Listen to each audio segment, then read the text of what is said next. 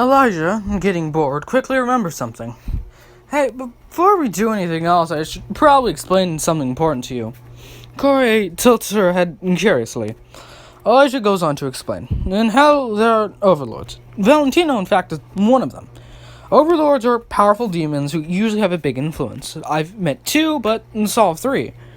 I met Valentino, of course, and I bribed him into letting me stay here. Well, more I convinced him, but... So I could keep a check on Elizabeth. And then Alistair, well, he's one of the strongest, and when I met him, I was still cocky and pretty new here, so of course I picked a fight, and I was overpowered almost immediately. I ran, and turns out he doesn't chase fleeing victims. I've heard rumors he might have some kind of moral code. Corey nods, taking all the information like a school student.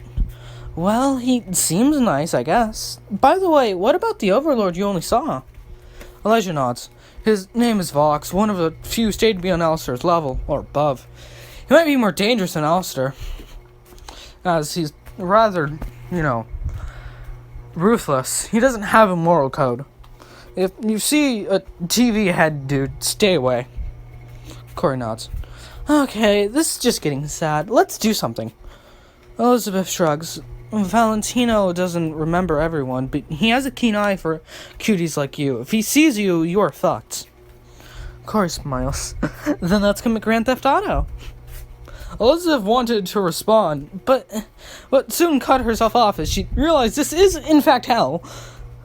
Elijah yawns. Sounds good to me. We can drive to another city and go clubbing and shit. Corey nods eagerly. Elizabeth sighs. How are we even gonna do that? Elijah completely ignores her. Hey, Corey, wanna see something cool? He makes 5 floating knives appear around him. He gets up and heads towards the window facing the street and opens it, jumping out. As Corey looks out the window, Elijah is floating and standing on his floating knives, 2 for each foot. These things are pretty strong, Elijah informs. Corey smiles. That's nice. She merely hops out and lands on all 4s before standing up and yawning. Elijah's surprise quickly comes to his own explanation. You do have cat ears and tail. I suppose you probably have cat-like limbs able to absorb a fall pretty well. Scaled to your size, makes sense you were able to survive that. Pretty unharmed. Elizabeth rolls her eyes and jumps out, grabbing a jacket and stabbing it to the wall, slowly descending. Eventually, they all stood there watching the passing cars. Elijah smirks again. Want to see something cooler? As the car goes past them, he flies his 5 knives into the car, stabbing the driver in the head and neck, causing his brain to stop working the air to flow properly. Car then stops as his floating knives push the brake. Can't kill someone in hell, but can sure as hell incapacitate him.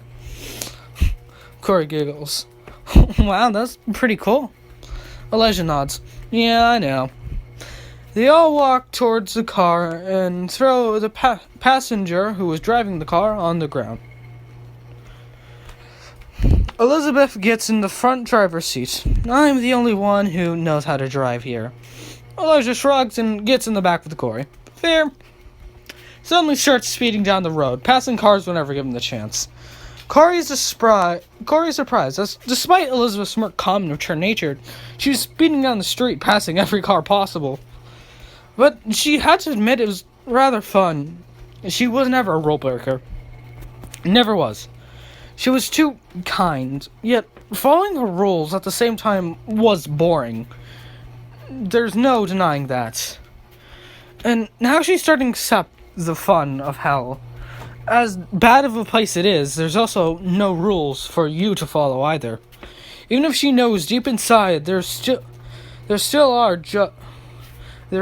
technically rules, just not as you would expect in the normal world.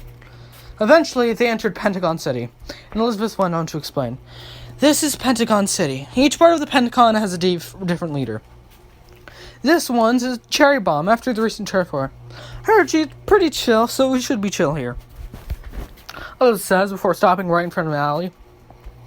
Follow me, she says as she gets out and leads them down the alley. As they go down the dark and cramped alley, there seems to be a stocky, tiger-like humanoid man sitting at the door. Elizabeth stands in front of the man and uses her hands to say a code by showing the corresponding numbers with fingers. Corey looks, learning it. 325-223-15. The man nods and opens the door for them. As they enter the giant club, in front of them is a dance floor. In front of the dance floor is a stage with a DJ on it. The stage is raised, so it's above most people's head. To the left, there is a bar, and to the right is a casino. There's also staircases to an upper floor with pool tables, arcade machines, and other things. Corey looks around in amazement. She's never seen anything like this. As she does, she feels Elijah tighten a grip on her hand. Stay close to us. Innocent people like you are preyed on by all types of people. Plus, I don't want you bumping into the wrong person. Elizabeth nods in agreement. Let's not be tense and have some fun. How about we go get some drinks? Corey smiles. I want to get some whiskey. I had alcohol before and I really like whiskey. Elizabeth looks questionably at Corey. You're a weird child. Actually, I don't even know if you are a child.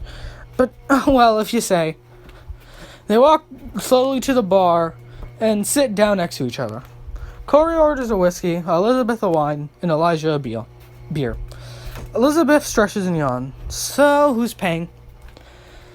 Elijah pulls out multiple $100 bills. I've been bugging people for the past few weeks. I can pay for everything. Those faith palms. Well, okay. Wait, why don't you get anywhere better if you can get so much money? Elijah shrugs. I'm waiting till I have enough so we can both move to bigger places. Elizabeth smiles and giggles. Aw, you're being kind. Never knew you were like that. Elijah rolls his eyes. Yeah, okay. Corey giggles. So, can I have 100 so I can go gamble? I've never been gambling before, but it seems pretty fun. Elizabeth shakes her head. Only if we come with... Elijah interrupts her mid-sentence. Sure, just don't go angering any kingpins. Corey nodded, took one, and hopped like a cat. Away like a cat. Elizabeth slapped Elijah. What the fuck? Wasn't the entire point staying by her? Elijah shrugs. She's just gonna lose, get bummed, and come back in 5 minutes. I bet. Elizabeth groans. I will beat you to fucking death if she gets hurt. Elijah figuratively rolls his eyes. Okay, whatever you say, Mom. Elizabeth was confused and just didn't respond. Eventually, the drinks came, and Elizabeth sighed. I'm gonna go get Corey. Oh, Elizabeth mumbles, getting up. Before anything can happen, everyone hears a loud sound of a cat startled. You see Corey running out like a cat on all fours and running out the club, followed by a lot of men in coats, who was also followed by someone who looks like a big shirk person in a suit, yelling, Get him! Elijah gulped. Well, fuck. Elijah and Elizabeth attempt to follow, but are somewhat cautious. They eventually open the door to see something scarier than what they expected. Corey, whose nails were just about claws at their size, her pupils were huge and her canines were more cat-like and larger. With bullet holes in her shoulder and the side of her stomach, bullet holes in both her shoulder and the sides of her stomach, and her claws right through the shark man. As blood dripped down her, slowly going down her face and body, and she breathed heavily as her giant eyes looked menacingly, and she tilted her head in a curious but uncanny way. It was terrifying. A primal instinct of fear ran through Elizabeth and Elijah, activating their fight or flight response almost. Corey removed her hand from the shark man and yawned as her features almost instantly turned back to normal, and her innocent voice returned with her innocent look. What's wrong? She says curiously. Elijah and Elizabeth snap out of it and just brush it off as a hallucination due to worry and shock. Elizabeth immediately runs to Corey and hugs her. Are you okay? How did you even deal with them? Corey shrugged. I ran out and my instincts told me to climb the wall, so I dug my nails into the wall and climbed. Not sure how I did it. My nails seemed so much bigger. Before Corey could continue, Elizabeth looked at the wall, saw the hole indicating of Corey's nails. So it was an hallucination. Corey stopped and tilted her head. Huh? Elizabeth shook her head. Nothing. Continue. And Corey cleared her throat before continuing. As I was on the roof, I pounced at the forwardmost person, slashing their neck and taking their gun. The shock was enough for me to shoot and take out everyone else. The boss was a bit more difficult.